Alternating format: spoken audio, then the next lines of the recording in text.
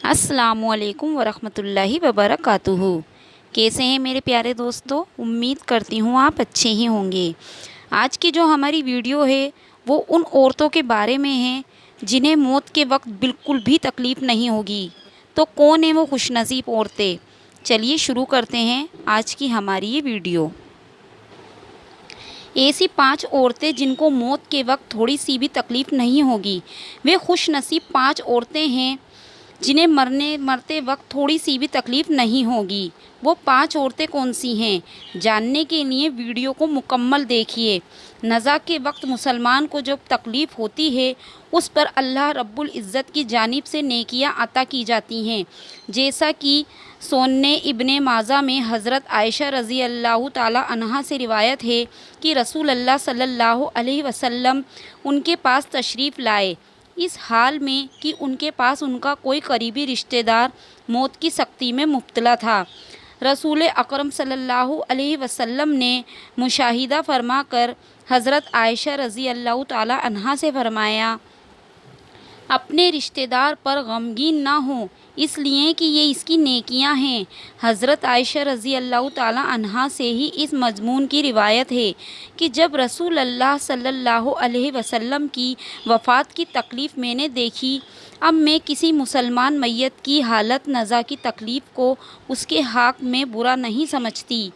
बस मज़कूरा हदीस से मालूम होता है कि उनके अज़ाब के वक्त होने वाली सख्ती मरने वाले के बाद अमालियों का हरगिज़ नतीजा नहीं होती।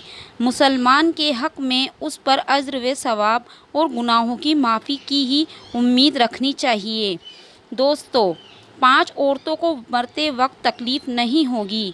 हज़रत उस्मान गनी रज़ी अल्लाह ताला अन्हा ने फरमाया कि दुनिया में 5 लोग ऐसे हैं जिनको मरते वक्त तकलीफ़ नहीं होगी। उनकी रूह आसानी से निकलेगी। हलते नज़ा में इंसान की आधी रूह अंदर होती है और आधी रूह बाहर होती है और बंदा तकलीफ़ में होता है। उस वक्त इंसान को प्यास इतनी लगती है कि इंसान ये चाहता है कि समंदर का पानी भी पी जाऊं, और अगर बिला फ़ज़्र 7 समुद्रों का पानी भी पी जाए फिर भी उसकी प्यास कभी ख़त्म नहीं होगी। रूह निकलते वक्त इंसान को जो तकलीफ़ हो रही होती है और नाकाबिले बयान है। हज़रत उस्मान गनी रज़ी अल्लाह ताला अन्हा ने फरमाया, ये 5 लोग ऐसे हैं कि इन्हें मरते वक्त ज़रा भी तकलीफ़ नहीं होगी, यानी मौत आसानी से होगी और बग़ैर तकलीफ़ के होगी। पूछा गया कि जनाब वे कौन से 5 लोग हैं जिन्हें मौत की सख्ती में भी नरमी मुसय्यर होगी? तो फरमाने लगे कि सबसे पहला शख्स वो है जो अपने माँ बाप की मौत के बाद, माँ बाप के मरने के बाद विरासत का हिस्सा अपनी बहनों को पहुँचाने में जल्दी करता है, यानी विरासत का हिस्सा अपनी बहनों को जल्द और बर वक्त पहुँचाता है। ऐसा ना हो कि बहन के बच्चे भूख से बिलखते रहें और तुम बहन के हक़ पर कब्ज़ा किए बैठे हो, और बहन इस इंतज़ार में रही है कि मेरा भाई कब मुझे मेरे माँ बाप की विरासत में हिस्सा देगा। बहुत बार ये भी देखने में आता है कि बहन की शादी नहीं हुई जबकि वालिदैन दुनिया से रुखसत हो गए, तो भाई ने कहा कि कोई बात नहीं, इसका हिस्सा इसे दहेज की सूरत में दे दूँगा। याद रहे कि इस्लाम में बहनों को दहेज देना फ़र्ज़ नहीं है, जबकि उनका विरासत में हक़ देना फ़र्ज़ है। औरतों को दहेज देना ये यहूदियों की रस्म है। इस्लाम इसकी तरगीब नहीं देता। इस्लाम में औरतों को हक़ विरासत देना फ़र्ज़ है। वाज़े रहें कि वालिदैन की विरासत में जिस तरह बेटों का हक़ है, इसी तरह बेटियों का भी हक़ है।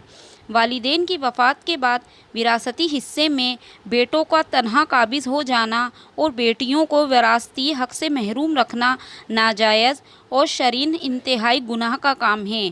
भाइयों पर लाजिम है कि बहनों को उनका हिस्सा इस दुनिया में ही दे दें, वरना आखिरत में देना पड़ेगा, और आखिरत में देना आसान नहीं होगा। हदीस में इसकी मुताल्लिक़ बहुत सी वाइदें आई हैं। हज़रत सईद बिन ज़ैद रज़ी अल्लाह ताला अन्हा फरमाते हैं कि रसूल अल्लाह सल्लल्लाहु अलैहि वसल्लम ने फरमाया, जो शख्स किसी की ज़मीन पर बालिशत भर भी कब्ज़ा करेगा, क़यामत के दिन 7 ज़मीनों में से उतनी ही ज़मीन उसके गले में तोक के तौर पर डाली जाएगी। ایک اور حدیث مبارک میں ہے کہ حضرت انس رضی اللہ تعالیٰ عنہ فرماتے ہیں کہ صلی اللہ علیہ وسلم نے فرمایا، جو شخص اپنی وراثت کے میراث کاٹے گا یعنی اس کا حصہ نہیں دے گا تو اللہ تعالیٰ قیامت کے دن اس کے جنت کی میراث کاٹ لے گا۔ یاد رہے کہ دہیز کی رسم اسلام کی رسم نہیں بلکہ یہودیوں کی رسم ہے، اور اس سے بڑا نقصان ہے کہ جس طرح یہودیوں کی عورت کو غیر دہیز کے لیے کوئی شخص قبول نہیں کرتا تھا، اسی طرح آج اسلام میں بھی عورتوں کی شادیوں میں سب سے بڑی رکاوٹ دہیز ہے۔ غریب آدمی کی بیٹی بڈھی ہو گئی کہ دہیز کا کوئی بندوبست نہ ہو سکا۔ اسی طرح اگر کوئی شخص یہ کہے کہ میں بہن کا وراثتی حصہ تو نہیں دے سکتا، البتہ جب اس کی شادی کا وقت ہوگا تو دہیز دے دوں گا، لہٰذا فرمایا گیا کہ بہنوں کو بر وقت حصہ دینے والے کی روح موت کے وقت بڑی آسانی سے نکلتی ہے۔ ایک عورت کا بھائی جب فوت ہوا تو اس عورت نے بہت اصرار کیا کہ مجھے بھی قبرستان لے چلو، میں بھی اپنے بھائی کی قبر پر جانا چاہتی ہوں۔ خیر اس کے اصرار کو قبول کیا گیا اور اسے قبرستان میں اسی جگہ لے جایا گیا جہاں اس کے بھائی کی تدفین ہونے والی تھی۔ اس کو دیکھتے ہی دیکھتے میت کو قبر میں اتارا گیا، اس کے بھائی کو مٹی کے سپرد کیا گیا۔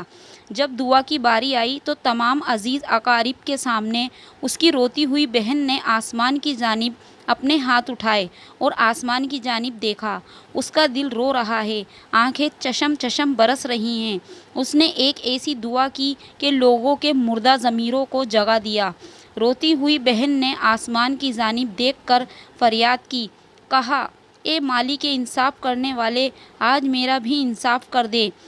رو رو کر کہنے لگی، میرے مالک تم میرے اس ظالم بھائی کو اپنی رحمت سے دور رکھنا، ایسے دور رکھنا جیسے اس نے میرے والدین کی وراثت سے مجھے دور رکھا ہے۔ میرے بچے بھوک سے بلکتے رہے لیکن اس ظالم کو میرے بچوں پر ذرا بھی ترس نہیں آیا۔ میں اپنے بچوں کو حرام جانور کا گوشت کھلانے پر مجبور ہو گئی۔ بچوں نے بڑی غربت کی زندگی گزاری ہے، جبکہ میرے اس ظالم بھائی کو کبھی بھی حیا نہ آئی، کبھی بھی رحم نہ آیا کہ میں اپنی بہن کی وراثت کو جو کہ حق ہے اسے ادا کروں۔ اے میرے مالک تو آج انصاف کر دے، اور جس طرح اس نے میری وراثت کے حق سے مجھے دور رکھا ہے اسی طرح تو اسے اپنی رحمت سے دور کر دے۔ تو دوستو، ایک لمحے کے لیے دل پر ہاتھ رکھ کر یہ سوچو، جب تم اپنی بہنوں کو ان کی وراثت کا حق نہیں ادا کرو گے تو کیا تمہاری بہنیں تمہارے لیے مغفرت کی دعائیں کریں گی یا جہنم کی دعائیں کریں گی؟ بہنوں کے لیے ظالم بن کر مرو گے یا مظلوم بن کے؟ دوستو، بہن کا حق کھانا ایسا ہے جیسے خنزیر کا گوشت کھانا۔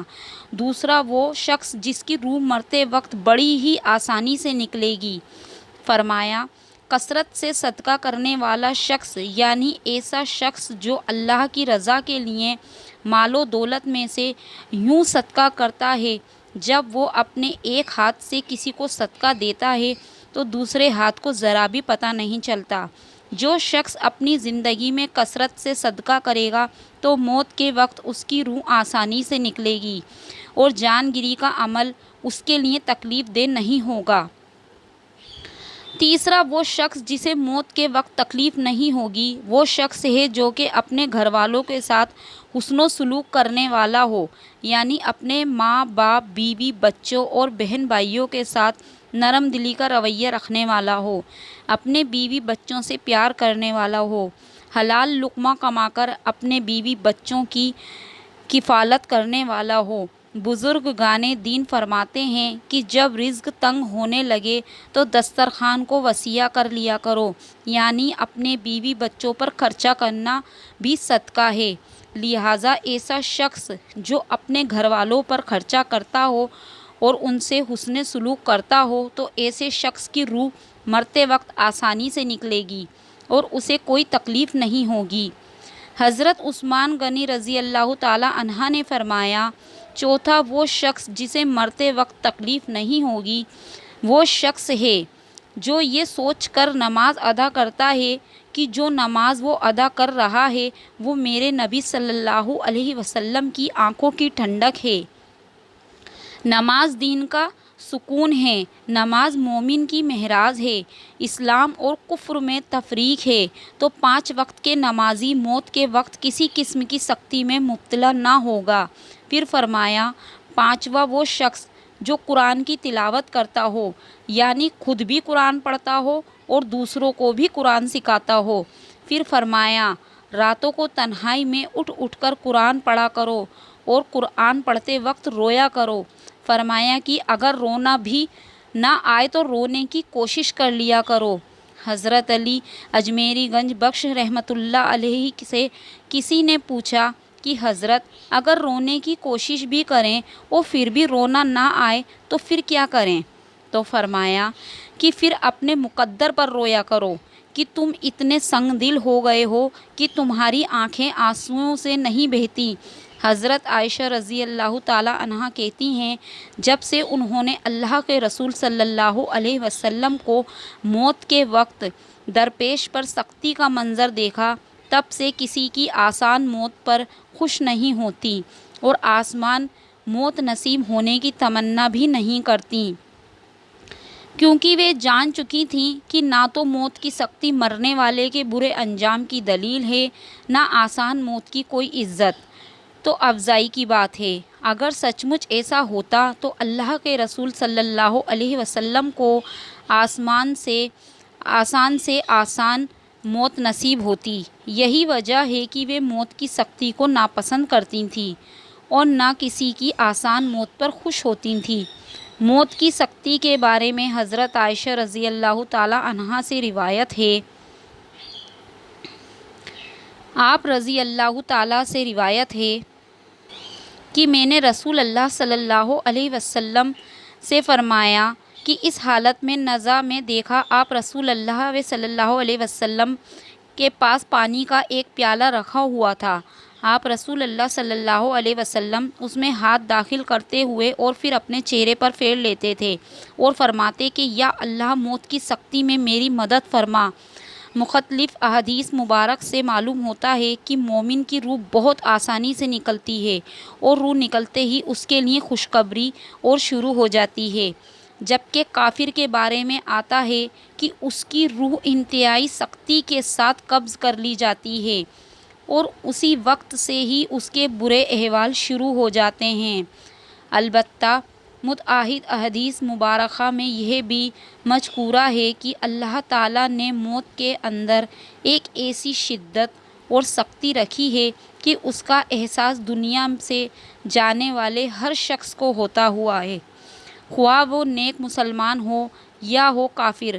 لیکن مومن پر جو تکلیف آتی ہے وہ اس کے گناہوں کی معافی اور درجات کی بلندی کے لیے ہوتی ہے، جبکہ کافر پر تکلیف اس کے بدعمالیوں کی سزا کے طور پر آتی ہے۔ چنانچہ ایک حدیث میں آتا ہے کہ مومن گناہ کرتا ہے، اسی وجہ سے اس پر موت کے وقت سختی کی جاتی ہے، جبکہ اس کے گناہوں کا کفارہ ہو، اور کافر بھی نیکی کا کام کرتا ہے تو اس پر اس کی موت کے وقت کچھ آسانی کر دی جاتی ہے تاکہ اس کے ان اچھے کاموں کا بدلہ ہو۔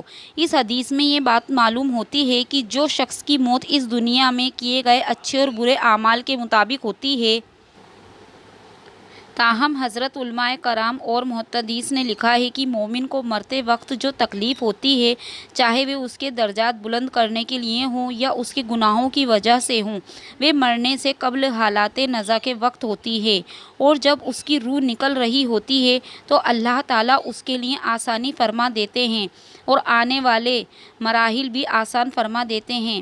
اللہ تعالیٰ سے دعا ہے کہ تمام مسلمانوں کو مرتے وقت کی تکلیف سے نجات عطا فرما، آمین ثم آمین۔ تو دوستو، آج ہی اپنے گناہوں سے توبہ کر لیجئے اور انشاءاللہ اللہ سے موت کے وقت بہت ہی نرمی کی دعا کیجئے کہ اللہ تعالیٰ آپ کو مرتے وقت کلمہ نصیب کرے اور آسانی سے آپ کو موت دے، انشاءاللہ تعالیٰ آمین۔ ملیں گے اگلی ایک نئی ویڈیو کے ساتھ۔ امید کرتی ہوں آپ کو میری ویڈیو اچھی لگی ہوگی۔ اللہ حافظ۔